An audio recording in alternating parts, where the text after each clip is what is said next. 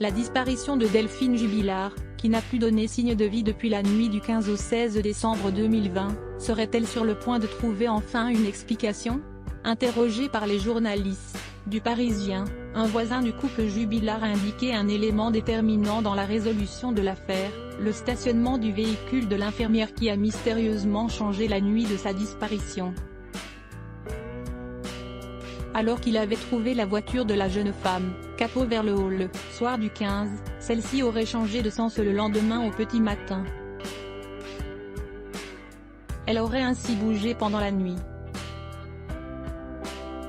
La voiture de Delphine était garée à la seconde place en partant du haut, le capot vers moi, dans le sens de la montée, explique ainsi le voisin évoquant les habitudes de la jeune femme pour garer sa Peugeot 207 blanche, à savoir mettre son capot dans le sens de la montée, face au capot de son voisin. La veille, j'ai fait le créneau et je me suis garé normalement, développe-t-il. Pourtant le 16 décembre 2020, la voiture de Delphine Jubilard n'était plus dans le même sens puisque le véhicule du voisin était désormais face au coffre de la voiture. De plus, la voiture de l'infirmière de 33 ans est garée très proche de son propre véhicule.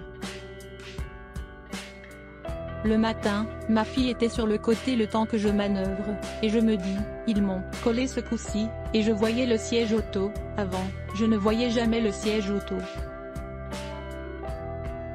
Je me suis dit, c'est bizarre, ils se sont garés autrement, poursuit l'homme. Delphine se garait toujours vers le haut de son côté, Cédric Jubilard, principal suspect de l'affaire, nie toujours son implication dans la disparition de son épouse et explique le placement du véhicule de sa femme. Face aux enquêteurs, il avait d'abord expliqué que la voiture de sa femme était garée capot vers le bas lorsqu'elle est revenue du travail le 15 décembre. Une version différente du voisin interrogé par le Parisien.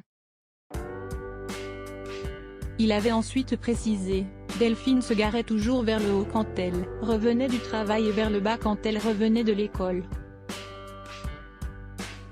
Pour rappel, un autre véhicule, soupçonné d'avoir transporté le corps de l'infirmière, avait été analysé par les enquêteurs, une voiture blanche appartenant à un ami du peintre plaquiste.